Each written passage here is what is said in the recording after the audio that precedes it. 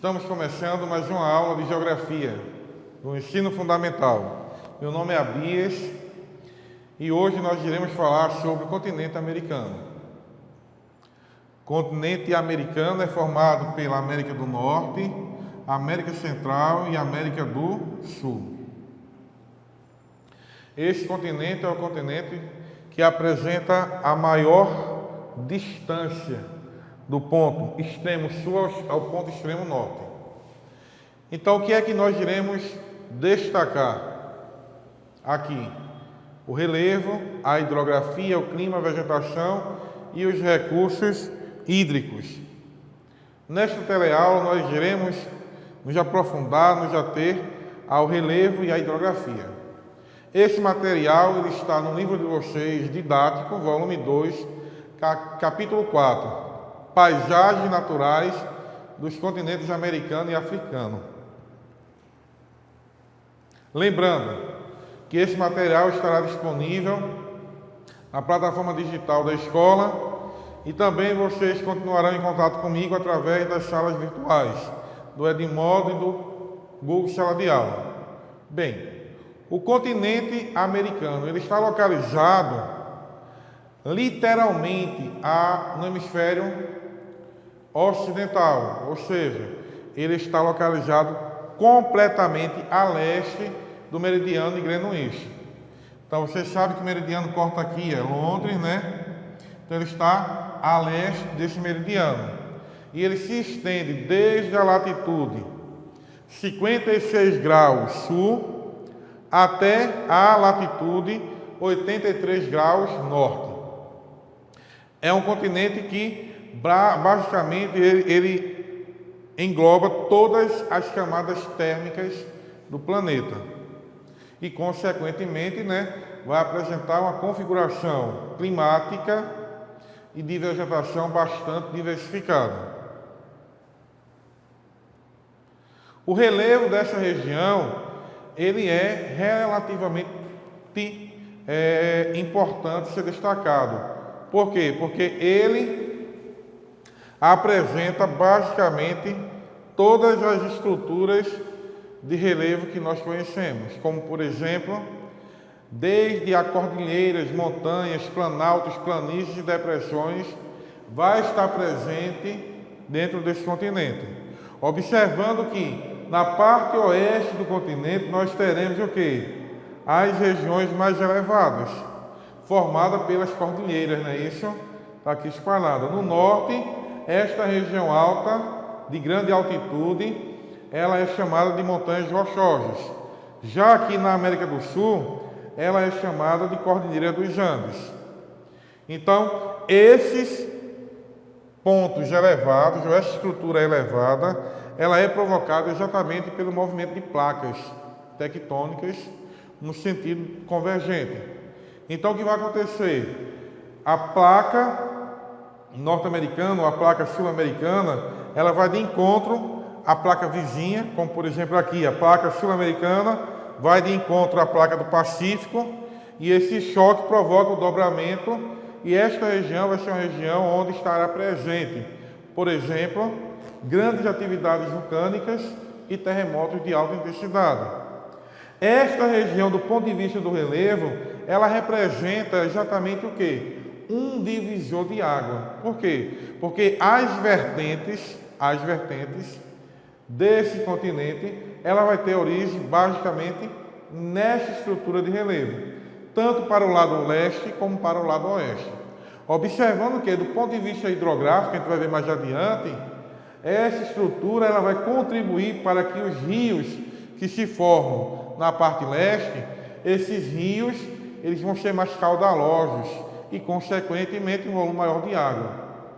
Enquanto que os rios que serão constituídos nessa parte oeste da cordilheira são rios de curta expressão, mais encachoeirados e, consequentemente, com uma quantidade menor de água, em termos de vazão. Então, a porção oeste, que é esta daqui, do continente americano, é marcada pela presença de grandes cadeias de montanhas. Na América do Sul, nós temos os Andes, Cordilheira dos Andes. Cordilheira vem de conjunto de montanhas. E na América do Norte nós temos as montanhas rochosas. Segundo pesquisadores e historiadores, as montanhas rochosas, elas foram formadas há cerca de 70 milhões de anos. 70 milhões de anos, no período Cretáceo. E então, desde esse processo de formação, ela vem dentro de uma dinâmica, sofrendo alterações. Alterações em função de quê? Em função de fenômenos naturais, como, por exemplo, a ação dos ventos, a ação das chuvas, a erosão glacial provocada nos períodos de inverno e até mesmo a dinâmica estrutural que advém do interior do planeta, através das movimentações naturais que ocorrem. Então, o que ocorre é que essa aparência que nós estamos presenciando hoje parece que é algo estático, que não muda, mas que já sofreu grande mudança ao longo do processo no qual ele está inserido. Aqui nós temos algumas imagens exatamente de onde? Dessas montanhas rochosas, que estão localizadas nos Estados Unidos. Então, são imagens espetaculares, Imagens de cinema. Já a Cordilheira dos Andes, ela é mais recente um pouquinho, mas foi formada no mesmo período, Ela é formada por uma cadeia de montanha e um fato, é a maior das.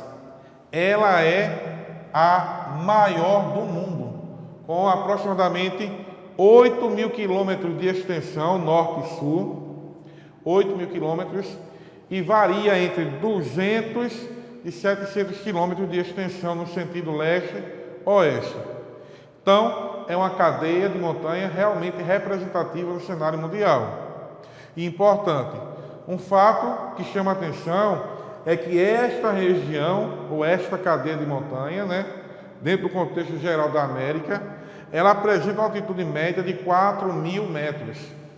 4.000 metros de altitude. Quando eu falo altitude, não é a altura do topo até a base, é a altura do topo até o nível do mar, a altitude. Então, o ponto mais alto dessa cordilheira é o Monte Aconcagua, que tem aproximadamente 7.000 metros de altitude. Então, nós temos aqui a representação do Monte Aconcagua. Uma bela paisagem natural que, até os dias de hoje, apresenta, o que é de mais natural em regiões de grandes altitudes, que são as calotas, as formações de gelo nas estruturas rochosas. Observe aqui a outra imagem de um outro pedaço, de uma outra região da Cordilheira dos Andes, e uma outra fotografia de uma outra região também da Cordilheira dos Andes. Então, essa cadeia de montanha, ela é muito importante do ponto de vista geológico, em termos de relevo, para ser estudado. Observe que 7.000 fica muito perto do ponto mais alto do planeta, que é o Monte Everest, lá no Himalaia, com 8.848 metros de altitude. 7.000, uma diferença de 1.800 metros. Então, muito próximo. Já no lado, vocês viram que nós estamos falando da cadeia de montanha que está ali, servindo como divisor de águas, no continente americano.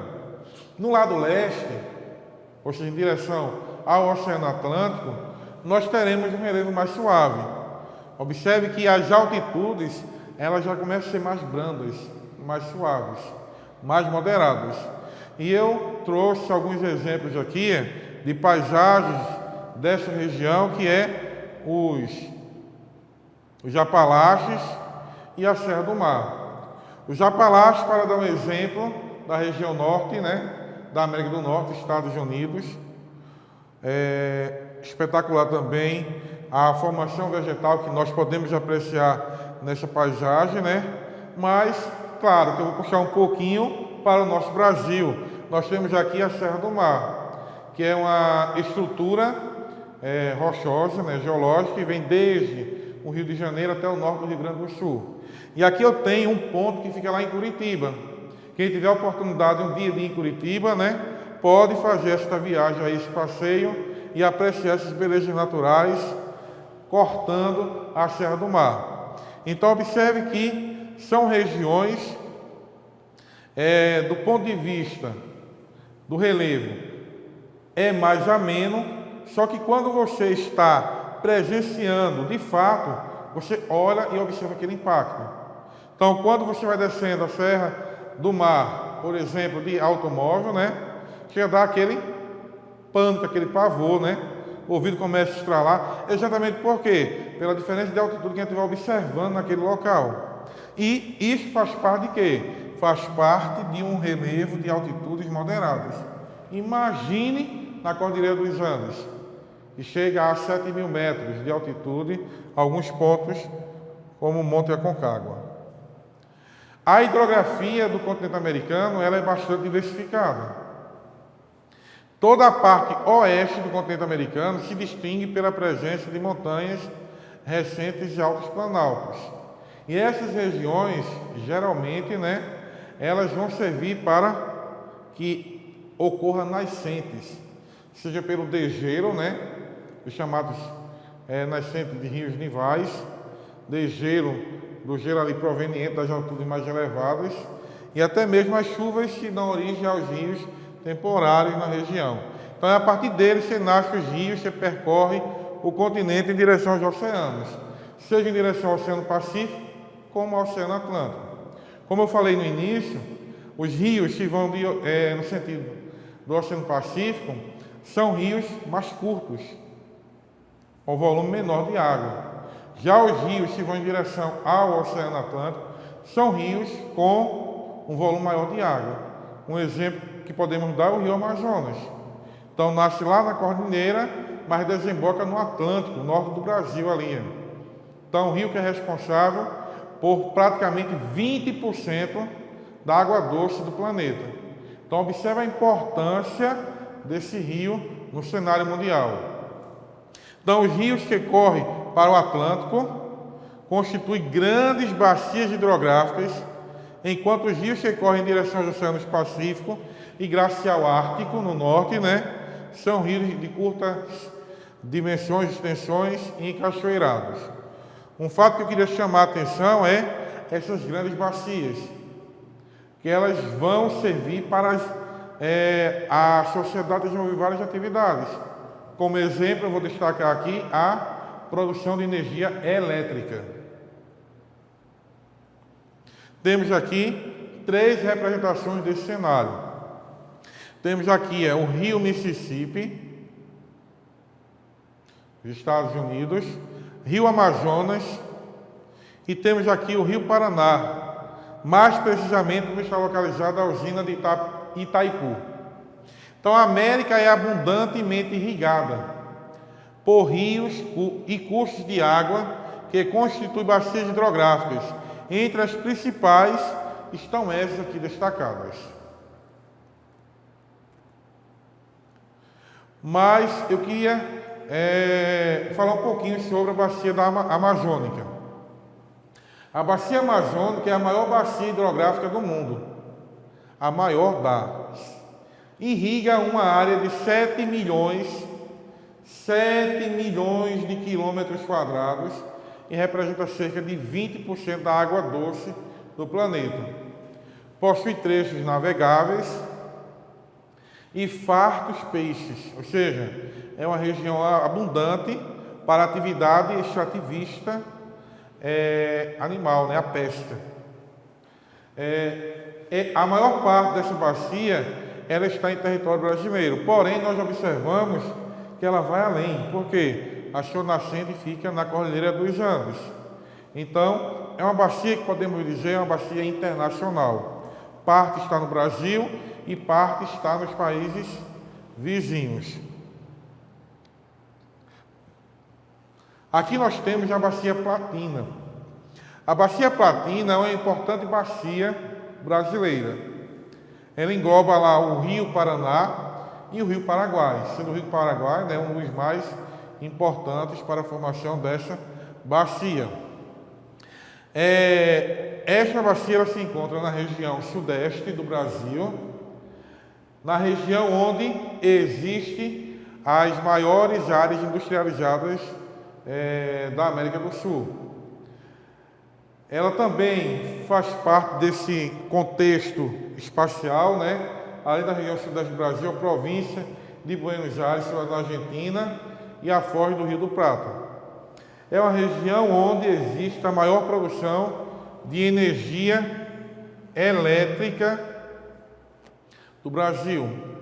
É aqui onde nós temos a localização da usina de Itaipu, responsável por uma fatia significativa da produção hidrelétrica brasileira. Aqui nós temos a bacia do Mississippi, Missouri, né? Ela compreende grandes áreas de planícies centrais dos Estados Unidos. Observe. Nós temos aqui a formação das montanhas rochosas, né? Aqui nós temos o rio Missouri, praticamente atravessa de oeste para leste o continente, desembocando no Golfo do México. Observe que esse rio Missouri, né, ele vai se conectar ao rio Mississippi. Por isso temos lá Mississippi, Missouri, se conectar ao Mississippi, né, e daí eu vou ter uma importante bacia, né, do ponto de vista econômico, bastante explorada na região. Finalizamos por hoje nessa parte e faremos uma atividade de fixação bem rapidinho. Assinale a alternativa que indica as formas de relevo onde predominam os processos de erosão em detrimento ao acúmulo de sedimentação. Então, eu quero que você destaque aqui a alternativa que predomina o processo erosivo em detrimento de acúmulo de sedimento. Será que são os planaltos de depressões? Será que as depressões apresentam um alto processo erosivo? Não, né? Nas planícies, será que isso acontece? No relevo mais aplanado? Evidentemente que não. Logo, nós descartamos a letra B, C e D. E E. Qual é a alternativa que fica como resposta? A alternativa A. Exatamente nas regiões mais altas do relevo, que apresentam grandes declives, que nós iremos encontrar o quê? Que nós iremos encontrar esses processos erosivos mais acentuados. E por fim, quais são os rios, ou quais são os dois importantes rios que formam a Bacia Platina? Será o Rio Tocantins e o Rio Negro? Esses rios estão localizados na região sudeste? Claro que não, né? Na região sul do país, não. Rio Madeira e Rio Tietê, talvez pintasse a dúvida aí com relação ao Rio Tietê, né? Olha que está em São Paulo. Rio São Francisco, descarta a letra B e C. Ficamos como resposta correta a letra A. O Rio Paraguai e o Rio Paraná, foi citado anteriormente, né? Então, vamos refletir um pouquinho. Então, tenha fé e nunca perca a esperança. Porque Deus é maior que todos os obstáculos que se atravessam no nosso caminho. No momento difícil que estamos atravessando, temos que ter esperança em dias melhores.